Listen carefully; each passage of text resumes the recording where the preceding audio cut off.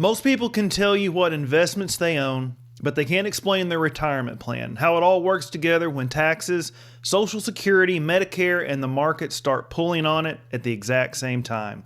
Today I'm going to pull back the curtain and show you exactly what it looks like to become a client of ours and how we build a real retirement plan step by step today on the Howdy Neighbor Retirement Show. It's the Howdy Neighbor Retirement Show.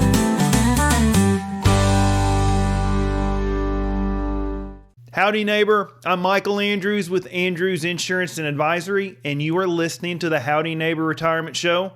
If you've been following around lately, thank you. We've had a lot more people subscribing and reaching out, and I keep getting asked the same question over and over. Michael, what does it actually look like to work with you? So today we're going to do another full-blown Michael tutorial. I'm going to walk through the exact process that we use to build a real retirement plan, what all we look at, and how we tie it together with your income, taxes, Social Security, Medicare, and investments so you can retire with a lot more confidence and a whole lot less stress. All right, so let's get into it. If you're wondering what it actually looks like to work with me, this is where we start. Step number 1, what retirement looks like and what is it going to cost. Before we talk numbers in a spreadsheet, we've got to get clear on one thing. What do you want your retirement to look like? Because retirement does not mean the same thing to everybody. For some folks, it's travel, the big trip you've been putting off, maybe an RV. For others, it's grandkids, ball games, family vacations, and being able to help out when it matters. And for plenty of people, it's simpler than that. It's just a cup of coffee on the front porch, maybe a little fishing or golf, and not having to answer to anybody. So once we've got that picture in mind, then we begin to put a real number on it. There are 2 ways of doing this. There's a bottom-up method, which is a little bit more detailed. What you typically do is you list out what you'll spend each month in retirement. So these will be things like bills, groceries, property taxes, insurance, hobbies, travel, giving, and especially healthcare. It takes a little time, but it gives you a solid baseline. The top down is a little quicker. You start with what hits your bank account each month right now, then you subtract expenses that may go away in retirement. Things like mortgage, 401k contributions, work-related costs, and then you add back what retirement will actually include, like more travel, spending time with family, and once again, those higher healthcare costs than what a lot of people expect. Either way you do it is fine, whether it is the detailed version or the ballpark version. But we've got to land on a realistic monthly number because once we know what retirement costs, then we can build a paycheck to cover it. So now that you've got a picture of what life you want, we move on to step 2, and that is where we start putting the income puzzle together. This step is all about figuring out where your retirement paycheck is going to come from. Let's say for easy math that you and your spouse decide that you will need $9,000 per month in retirement. That covers your regular living expenses plus the fun stuff that you want to do, like we talked about the trips, grandkids, hobbies, whatever it is that you want to do. So the question becomes, where does that $9,000 a month come from? This is where we walk through all of your income sources, things like Social Security, a pension if you're lucky enough to have one, rental income, maybe an annuity, and most commonly, your investment portfolio. So let's run a simple example. Say you and your spouse are both drawing Social Security, and together you guys are bringing in about $5,500 a month. That means you've already got a big chunk of your income covered, but you're still short by $3,500 a month, which is $42,000 a year. Now the question is, can your portfolio cover that gap in a sustainable way? To keep it simple, what we're going to do is we're going to round up to $45,000 a year and ask how much do you need to have saved to generate $45,000 a year without running out of money. A lot of planners use a 4% or 5% withdrawal rate as a starting point for this kind of estimate. We're going to use a 5% for this example. So if you need $45,000 a year and you're planning to withdraw around 5% of your portfolio each year, that means that you need roughly $900,000 saved because 5% of $900,000 is $45,000. Now, is this exact? No, it's not. We haven't factored in things like taxes, market volatility, how your investments are allocated, And we're going to tackle those pieces next, but this gives us a solid framework. We know your monthly income need, we know what Social Security is going to be covering, and now we know what your savings need to do to help kick in. This step is where we back into the size of that nest egg that you need to live the life that you've envisioned. And once you've got that number, we move on to the next step, and that is designing an investment strategy that actually supports that income goal without putting your whole future at risk. So then we move on to step number 3, design your investment allocation. Now that we've figured out how much income you need from your portfolio, the next question is simple. How do we invest your money so that it actually supports that goal? You've heard of rules of thumb like the 60-40 idea, or move everything to bonds when you retire, or maybe you've been following along with our channel and you have seen my 401k into a paycheck segment. The one thing that you need to keep in mind is there's not one magic fix that fits everybody. Your investment strategy shouldn't be based on a default setting. It should be built around your income needs and your timeline. So let's use that same example that we just walked through. So say you need $9,000 a month to live the retirement that you want. Social Security is going to cover about $5,500 of that, so that means that we need about $3,500 a month, or around $45,000 a year from your portfolio.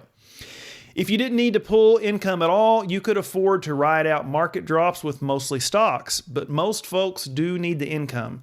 And once you're pulling money out, big market drops can hurt a whole lot more because you might be forced to sell when prices are down. So here's where we make that problem smaller. We take your annual income gap, in this case $45,000 a year, and we set aside a few years of that into a more stable paycheck-like bucket. I like to think of this as an income buffer. If there's anything to cover your lifestyle when the market is ugly, it's in this bucket, so you're not forced to sell your growth investments at the worst possible time. If we use a 5-year buffer, that is going to be roughly $225,000 that's going to be set aside for stability. Then the rest of your money can grow and be put in a position for long-term growth. So if you had $900,000 in your portfolio, taking out $225,000 for stability would leave $675,000 invested for growth. That type of mix would land you somewhere around a 75-25 type stock to bond portfolio.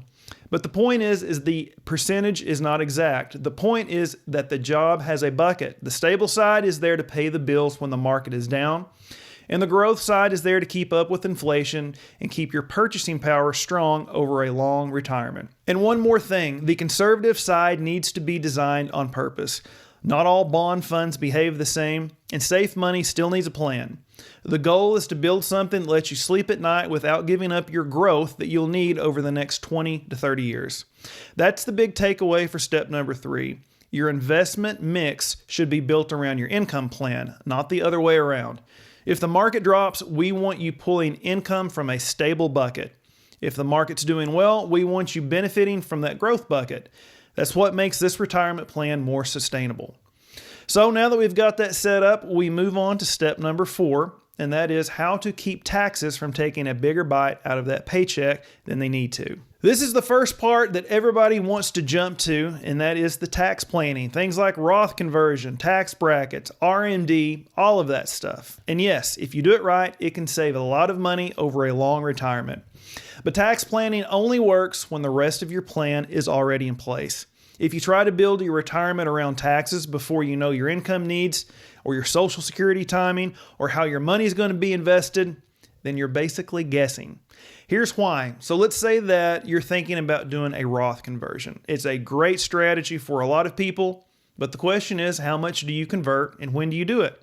And that depends on what your IRA might grow into, and that depends on how that you're invested. So an IRA that's growing at 8% a year creates a much larger future tax bill than one that is growing at 4%.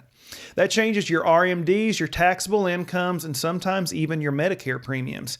So we don't start with the tax plan first, we try to finish with it.